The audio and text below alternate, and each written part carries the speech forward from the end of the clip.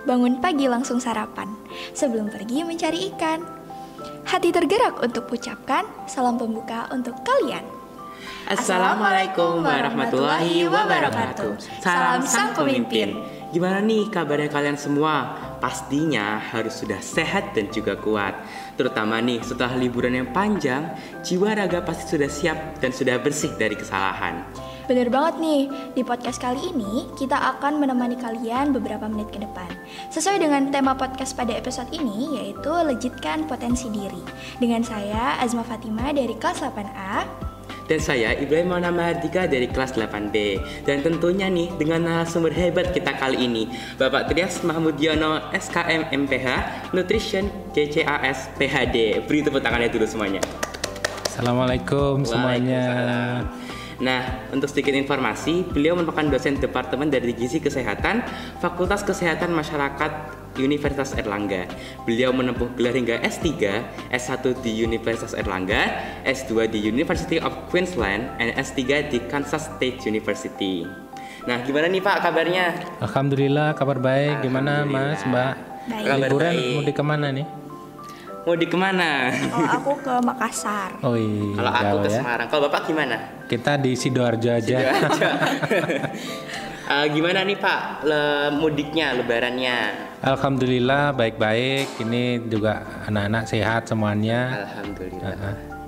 Oke, nah jadi berhubungan sudah ada di sini narasumbernya, maka kita akan langsung saja ke sesi pertanyaan. Nah, kira-kira gimana sih cara kita untuk mengetahui potensi diri? Terus habis itu juga gimana cara kita untuk mengetahui lebih lanjut untuk mengasah potensi diri? Akan kita bahas di sini. Oke, daripada lama-lama, langsung aja ya kita mulai ke sesi tanya jawab. Nah, pertanyaan pertama, menurut Bapak, bagaimana cara Bapak bisa menemukan potensi diri pada saat anak-anak ataupun remaja, hingga sekarang bisa jadi dosen dan kuliah di luar negeri hingga mendapatkan gelar S3? Baik, terima kasih atas pertanyaannya. Ini saya jadi kayak flashback gitu ya. Pengalaman hidup saya dulu lahir dan besar itu di Blitar, Pak, di salah satu kecamatan namanya Kecamatan Serengat, desa banget. Jadi sekolahnya juga sekolah negeri, nggak seperti Al Muslim ya, sekolah sang pemimpin dengan berbagai fasilitas. Namun kalau saya lihat pada waktu itu dengan berbagai keterbatasan, memang saya berusaha ya untuk memaksimalkan potensi dengan melakukan apa yang saya sukai sih memang.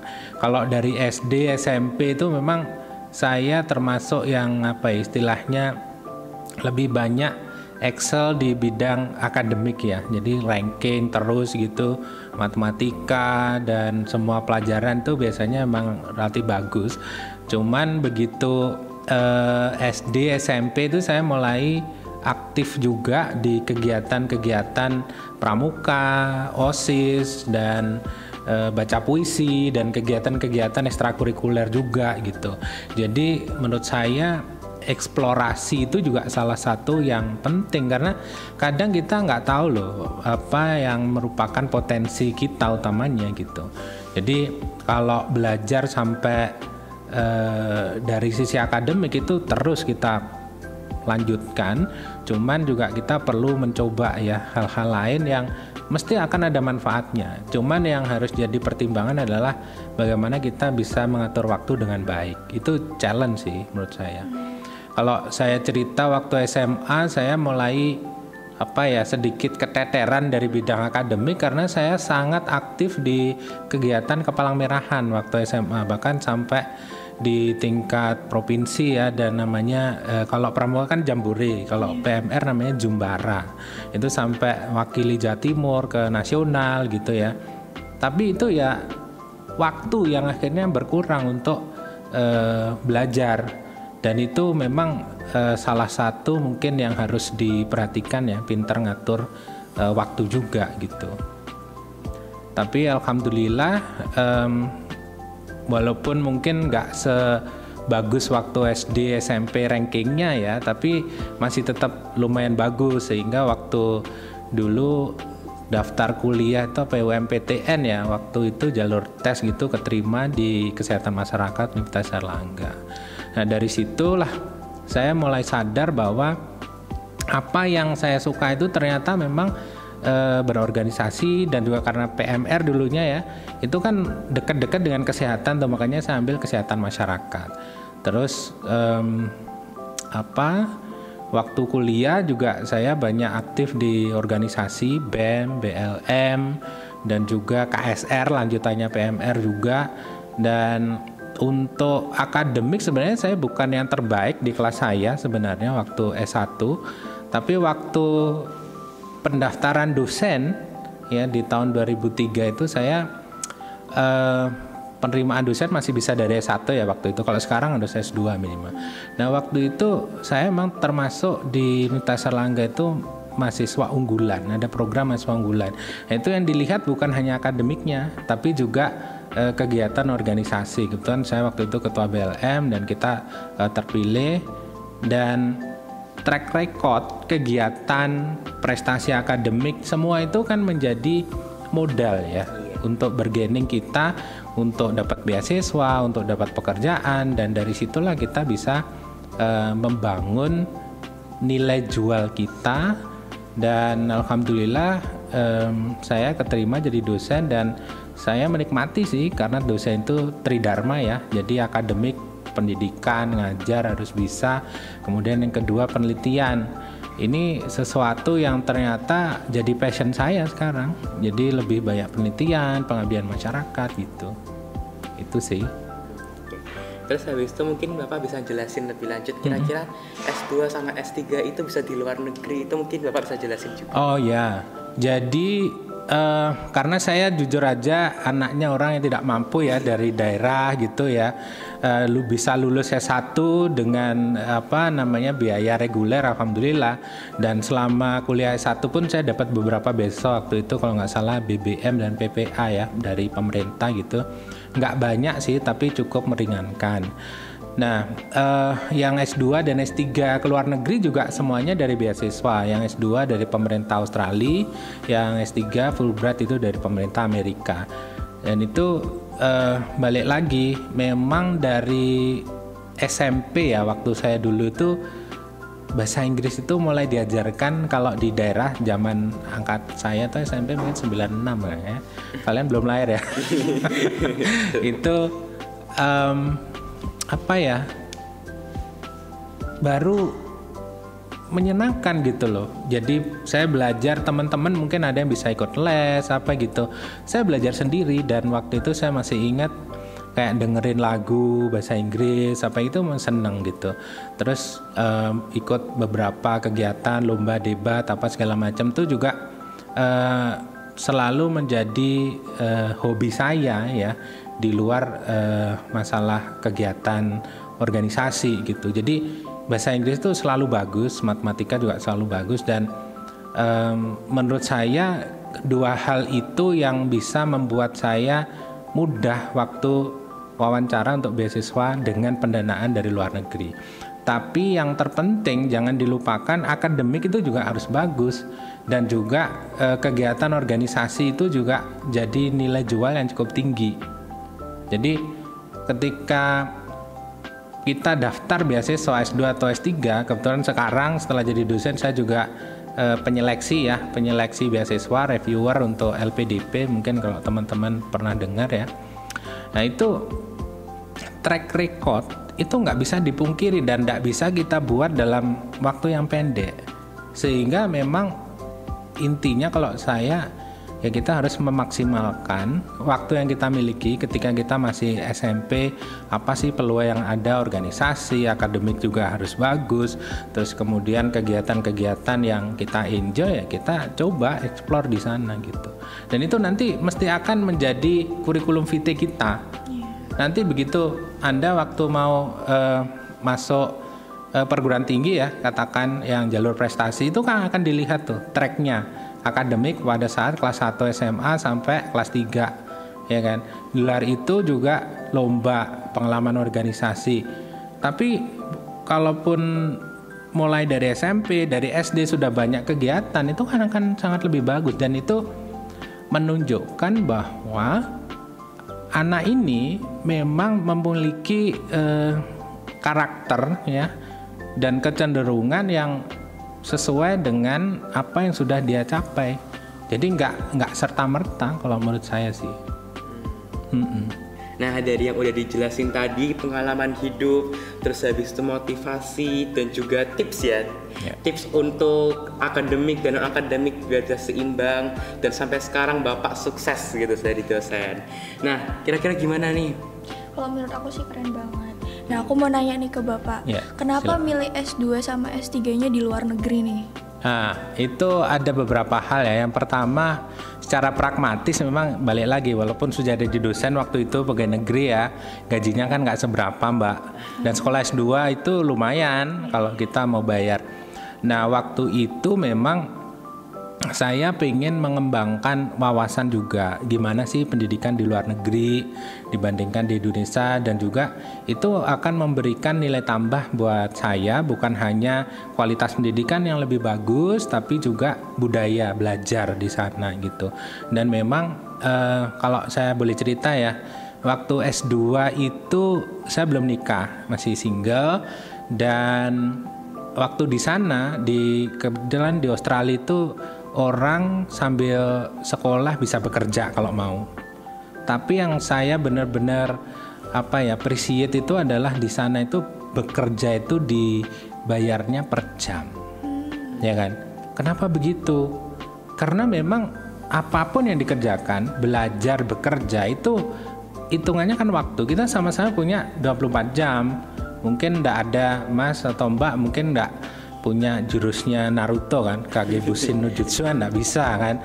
Jadi kita harus manfaatkan 24 jam itu secara maksimal. Jadi contoh waktu semester 1 S2 ya, saya kan nggak kerja karena takut nanti adaptasi, bisa nggak belajar dengan tugas segala macam. Itu saya bisa ngerjakan tugas, katakan minggu depan deadline, minggu ini udah selesai, dan saya bisa minta feedback ke academic advisor saya gitu kan. Tapi begitu saya bekerja sambil kuliah sambil kerja, itu nggak bisa. Jadi besok deadline malam tuh masih ngerjakan, akhirnya selesai sih. Tapi itu tadi, mereka memiliki profesionalisme untuk menghargai waktu. Itu sih kalau menurut saya. Keren, bagus. Oke, karena kita lanjut ya ke pertanyaan berikutnya. Dari yang udah dijelasin potensi Bapak dari kecil terus habis sampai sekarang, kira-kira kalau disimpulkan itu seberapa pentingnya buat masa depan potensi diri itu? Sangat penting ya kalau menurut saya ya. Karena memang ya semua itu memang menjadi tanggung jawab kita sendiri nantinya. Kesuksesan ya memang kita percaya ada divine intervention, Allah SWT mesti akan memberikan yang terbaik untuk kita gitu. Tapi kita sebagai manusia ya tetap harus berusaha gitu. Karena kalau kita katakan menggantungkan orang tua gitu ya, mungkin anak saya gitu, bapaknya udah gini udah ikut aja, nggak bisa begitu. Harus bisa menemukan kira-kira potensi passionnya di mana gitu. Dan itu sebenarnya tiap orang, tiap anak itu mesti punya kelebihan dan passion yang sendiri-sendiri gitu, dan tidak bisa kalau pendidikan di luar negeri, khususnya yang waktu pendidikan masih kecil ya, anak katakan mulai dari PAUD, TK, SD, SMP gitu, itu di sana itu nggak terlalu dipaksa untuk istilahnya harus bagus di ini, harus bagus ini, enggak. Jadi lebih eksploratif, bahkan kayak ranking segala macam tuh nggak ada. Jadi budaya yang saya ngerasa bagus itu adalah apresiatif ya. Mereka bisa memberikan apresiasi apapun, karena tiap anak itu berbeda. Saya masih ingat waktu di Amerika, kebetulan anak-anak saya sudah mulai sekolah juga di sana, teman Anda juga. Itu kayak award itu banyak. Jadi kayak semisal kejujuran, yang terbaik untuk menggambar, yang terbaik untuk apa gitu. Jadi kayak semua kemudian merasa memiliki kepercayaan diri karena pernah mendapatkan sesuatu dan diapresiasi oleh pihak sekolah gitu. Dan saya rasa di Al Muslim juga kita banyak sekali ya lomba, terus kemudian juara-juara dan lain sebagainya gitu. Nah itu mungkin juga bisa dikembangkan ke hal-hal yang sifatnya soft skill juga, bukan hanya prestasi dari lomba, tapi juga istilahnya kayak portofolio yang dilihat dari para ustadz-ustadzah itu menurut saya juga perlu sih sebenarnya. Jadi emang apresiasi itu yang perlu banget gitu. Iya kan kalau Mas diapresiasi gitu ya, oh jadi announcer atau podcast terbaik bulan ini gitu kan jadi pede kan. Dan itu mesti akan membuat kita akan menjadi lebih bagus lagi, men-challenge kita untuk lebih bagus dan seterusnya gitu. Nah kalau misalnya kayak kurang award apresiasi ya, misalnya kan ada beberapa orang tua yang cuek ke anaknya, misalnya anaknya mendapatkan sesuatu tapi apresiasi dari orang tuanya itu kurang, jadi di sekolah tuh udah bagus tapi di rumah ngedown lagi gitu. Ya gini ya, kalau dari sisi anak saya rasa apresiasi ada atau tidak sebenarnya, mindsetnya harus dipikir bahwa kita sudah memberikan yang terbaik. Kita challenge itu kepada siapa? Terhadap diri kita sendiri. Kita tuh nggak bisa loh membandingkan, katakan temanku kok bisa kayak gitu ya, aku mestinya juga bisa gitu kan, karena potensinya mungkin berbeda gitu kan. Jadi kita yang paling utama kalau menurut saya adalah challenge dari diri kita sendiri. Potensi saya sudah usaha maksimal nggak? Usaha maksimal, hasilnya apapun ya itu yang terbaik buat kita. Tapi kalau kita tahu ya usaha kita kayak belum maksimal, terus kita nggak put time and effort untuk mengerjakan sesuatu, hasilnya nggak bagus, ya salah kita sendiri gitu. Jadi ini sih, kalau mau membandingkan dengan orang lain ya boleh-boleh aja ya, tapi menurut saya sih yang lebih utama adalah membandingkan dengan potensi kita sebenarnya, paling tidak dengan usaha kita. Itu sih. Nah kan biasanya kan kalau misalnya anak-anak zaman sekarang tuh kan punya yang namanya role model. Ya, ya. Nah itu kalau misalnya kita nyontoh dari role model kita sendiri itu boleh? Boleh, kalau dari beberapa teori perubahan perilaku ya, itu memang salah satu yang membuat kita bisa berperilaku atau meraih prestasi itu adalah role modeling ya. Jadi role modeling itu bisa nganggap tadi contohnya kayak, oh temanku sama-sama sekolah di Al Muslim, dia kok bisa begini, aku harusnya juga bisa. Apa bedanya? Itu juga bisa. Tapi harapannya adalah untuk memotivasi agar menjadi yang lebih bagus ya. Tapi menurut saya yang lebih utama itu sumber inspirasi, penyemangat untuk melejitkan prestasi itu bukan dari orang lain, itu bisa ya. Bukan saya mengatakan nggak bisa, tapi sumber yang utama ya dari diri kita sendiri. Ya, kita katakan siapa ya?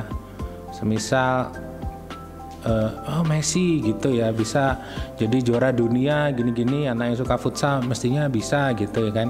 Itu jadi motivasi kan, role modelnya Messi dia, atau Ronaldo gitu ya, dia selalu latihan, pulang paling akhir, ada usaha gitu. Itu bagus, tapi yang paling utama ya motivasi harusnya dari diri sendiri gitu. Jadi kalau misalnya disimpulkan lagi nih, kira-kira tips apa nih untuk kita menemukan jati diri kita, potensi diri kita, selain mencoba hal baru, kira-kira ada tips lagi nggak? Karena kan kita kan juga manusia, kita pasti juga buat kesalahan, dan mungkin kita juga salah gitu buat hipotesa tentang potensi diri kita. Jadi kira-kira tips apa untuk kita bisa menemukan, dan jika kita sudah menemukan potensi itu, gimana cara untuk meningkatkannya? Ya, kalau untuk menemukan saya rasa memang ya kita harus banyak explore tadi ya. Tapi bahwa kemudian suatu saat kita mungkin mengalami kegagalan, kok kayaknya nggak berhasil gitu ya. Kalau memang itu bukan passion kita, bisa jadi mungkin kita akan berhenti gitu ya, mencari yang memang kalau kita sukai dan kemudian kita lanjutkan, tentu akan berlangsung terus gitu kan. Nah, saya ngasih contoh ya. Saya dulu waktu SMA itu karena sangat aktif di PMR, sering lomba kemana-mana, itu tuh akademik saya khususnya matematika yang dulunya itu bagus banget itu berkurang.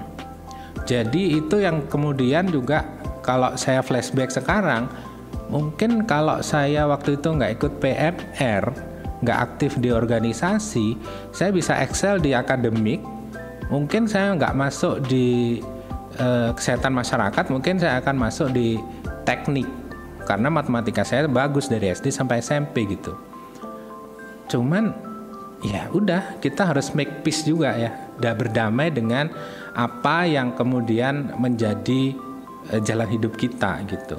Dan semuanya kan pilihan, bahwa kita akhirnya tahu oh ini potensi kita yang paling utama atau enggak, ya kita harus itu tadi, kalau menurut saya ya mengasah. Kalau memang ada hasilnya kelihatan berhasil gitu dan kita enjoy melaksanakannya, ya itu gitu kalau menurut saya ya.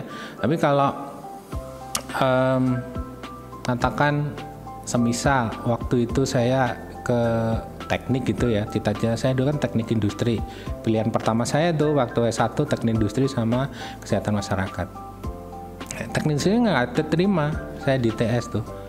Nah itu kalau saya di teknik industri bisa jadi lebih sukses, mungkin jadi menteri mungkin atau apa, tapi bisa jadi juga enggak gitu loh.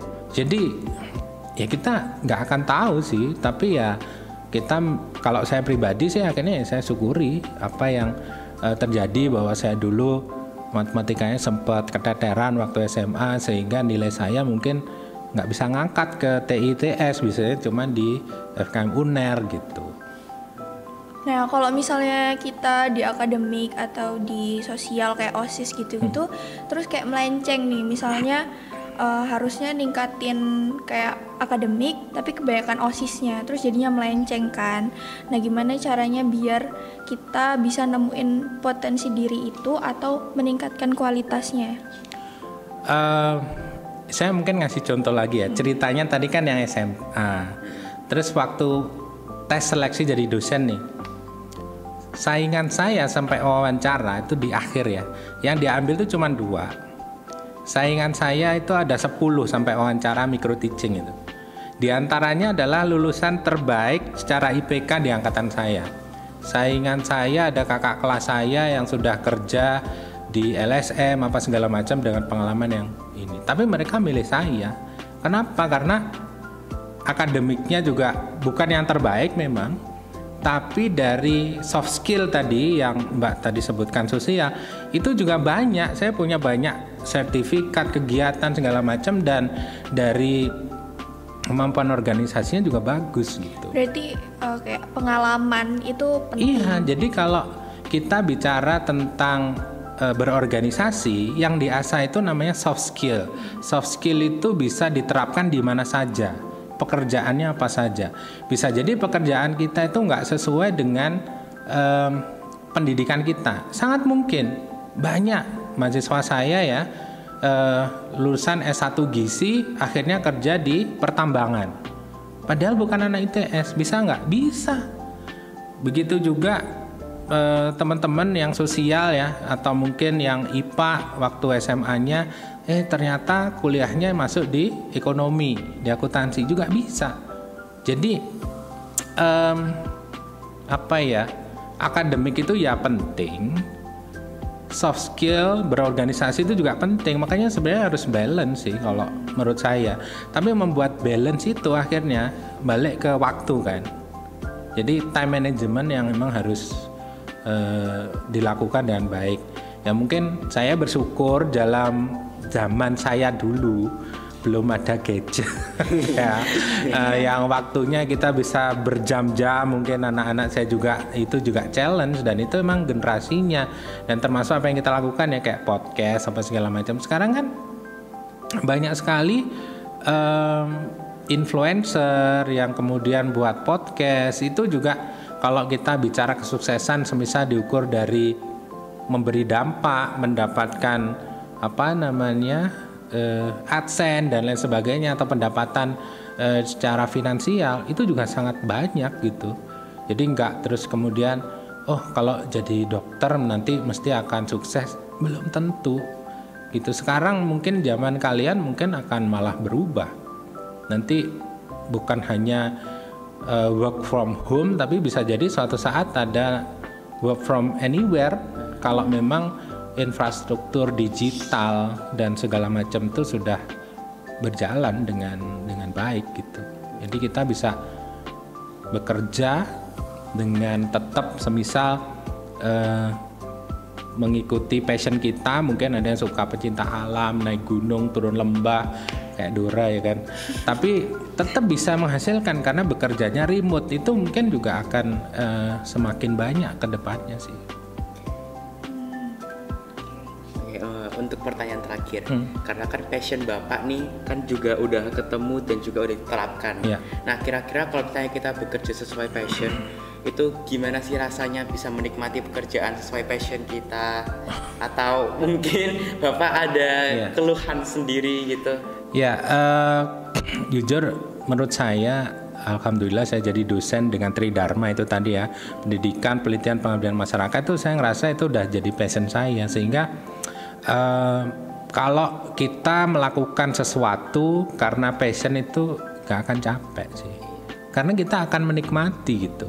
Tapi kalau kita nganggap itu aduh ini beban nih, ada target nih apa ini, dan kita nggak menikmati, ya mungkin akan berpikir kapan nih selesainya, mau healing apa segala macam gitu. Jangan salah ya, terkadang orang itu kalau memang passionnya itu dari mengerjakan sesuatu ya, itu bisa enjoy banget. Saya termasuk katakan kayak analisis data gitu ya, dari pola makan seorang dan lain sebagainya gitu. Itu tuh bisa lupa waktu karena saking enaknya nanti kira-kira begini gitu. Tapi kalau nggak menikmati itu, jadinya kan kayak aduh ini harus selesai nih, kapan nih gitu. Itu jadi kalau mengikuti passion sih saya rasa kita akan mendapatkan sense of achievement gitu. Jadi ngerasa berguna, ngerasa bermanfaat, dan kita happy melaksanakannya gitu. Jadi emang passion tuh penting banget. Betul. Dari kecil diasah passionnya dan sampai sekarang kita bisa merasakan gitu nikmatnya. Dan susah-susahnya nanti zaman SMP, SMA itu bisa berguna buat kerjaan di masa depan. Betul. Oke. Alhamdulillah nih kita udah dapet ilmu pengetahuan yang luar biasa dari materi hebat kita satu ini. Beri tepuk tangannya dulu. Nah, tentunya semoga bermanfaat bagi kita semua dan kita bisa mengambil inspirasi untuk menemukan jati diri kita atau passion kita, serta mengasahnya agar bermanfaat untuk masa depan kita. Nah, kami ucapkan dulu nih terima kasih sekali lagi kepada Bapak atas waktunya, atas kesempatannya dan atas ilmunya. Terima kasih, sama-sama, senang bisa berbagi. Nah, semoga selalu sehat, selalu bisa menempuh lebih banyak lagi achievement untuk kedepannya. Terima kasih ya. Sama-sama, sukses semuanya. Iya. Nah, sebelum kita mengakhiri kegiatan ini, aku punya pantun nih buat kalian. Buah nanas, buah ceri, dicampur gula enak sekali. Cukup sekian pertemuan kali ini, semoga bisa bertemu lagi kemudian hari. Nah, selesai sudah podcast kita kali ini. Sampai jumpa di lain waktu dan tunggu podcast selanjutnya dengan tema yang tidak kalah menarik. Oke. Wassalamualaikum warahmatullahi wabarakatuh. Waalaikumsalam.